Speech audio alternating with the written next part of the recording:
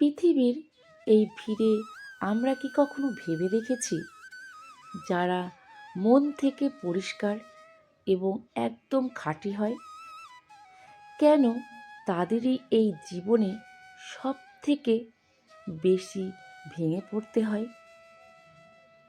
কেন যারা সবার ভালো চিন্তা করে, দিন শেষে তাদের কপালে সব থেকে বেশি অবিচার জোটে? আমরা দেখি যারা নিজেদের চোখের জল লুকিয়ে অন্যের মুখে হাসি ফোটানোর চেষ্টা করে, নির্জনে তাদের চোখেই সব থেকে বেশি ভিজে থাকে। মাঝে মাঝে কি আপনার মনে হয় না এই বর্তমান যুগে ভালো হওয়াটাই একটা বোঝা হয়ে দাঁড়িয়েছে? মনে কি এই প্রশ্ন জাগে না যে ঈশ্বর কি তবে সৎ মানুষদেরই কেবল কঠিন পরীক্ষা দেওয়ার জন্য এই পৃথিবীতে পাঠিয়েছেন? যখন এই প্রশ্নগুলো আমাদের মনকে বিচলিত করে, তখন স্বয়ং বাসুদেব শ্রীকৃষ্ণ আমাদের এক পরম সত্যের মুখোমুখি দাঁড় করান। তিনি বলেন, যারা সত্যের পথে চলে আমি তাদেরই সব থেকে আগে যাচাই করি। কেন জানেন? কারণ আগুনের তাপে পুড়ে না গেলে সোনা যেমন তার আসল উজ্জ্বলতা পায় না, ঠিক তেমনি কঠিন পরিস্থিতির মধ্য দিয়ে না গেলে একজন মানুষও তার ভেতরের সুপ্ত শক্তিকে চিনতে পারে না। ঈশ্বর আমাদের জীবনে দুঃখ বা সমস্যা দেন কেবল এটা বোঝানোর জন্য যে আমাদের ভেতরে কতখানি ধৈর্য আর শক্তি তিনি দিয়ে রেখেছেন। একজন মিথ্যাবাদী ও সৎ মানুষ হয়তো সাময়িকভাবে খুব দ্রুত সফল হয়, কিন্তু সে ভেতর থেকে ছোটই থেকে যায়, তার শেখার কিছু থাকে না। কিন্তু একজন সৎ মানুষকে ঈশ্বর বড় করে গড়ে তুলতে চান।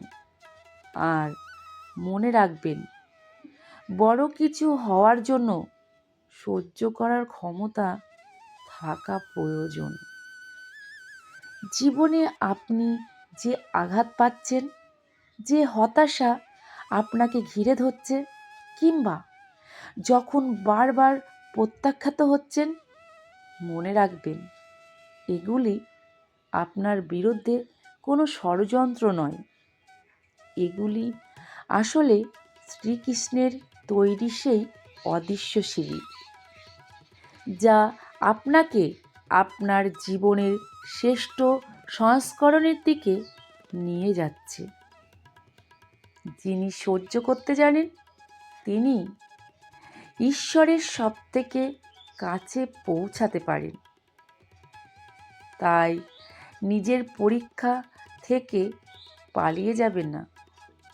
বর্তমানের এই যন্ত্রণা আপনার বিরুদ্ধে নয়, বরং আপনার হকে কাজ করছে। কৃষ্ণ বলেন, আজ আমি তোমাকে যে ব্যথা দিচ্ছি, সেটাই ভবিষ্যতে তোমার ঢাল হয়ে কাজ করবে।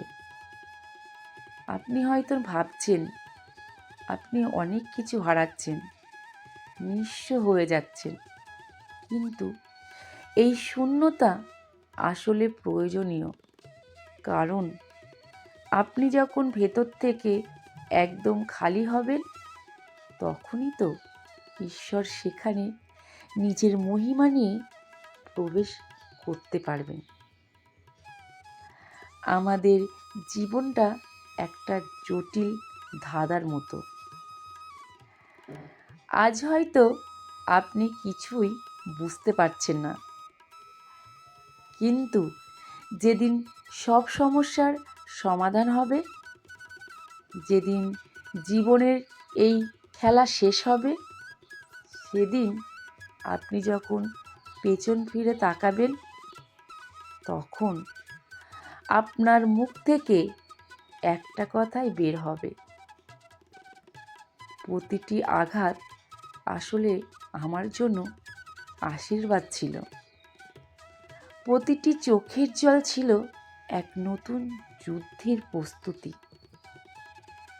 তাই হে পার্থ, ভেঙে পড়ো না। মনে রেখো, যারা খাঁটি এবং যারা সত্যের পথে অবিচল থাকে, স্বয়ং শ্রীকৃষ্ণই তাদের রক্ষাকর্তা। পৃথিবী আপনাকে ত্যাগ করতে পারে, কিন্তু আপনার ঈশ্বর আপনাকে কখনো ত্যাগ করবে না। বিশ্বাস রাখুন নিজের ওপর এবং সেই পরম পিতার ওপর। জয় শ্রীকৃষ্ণ। রাধে রাধে।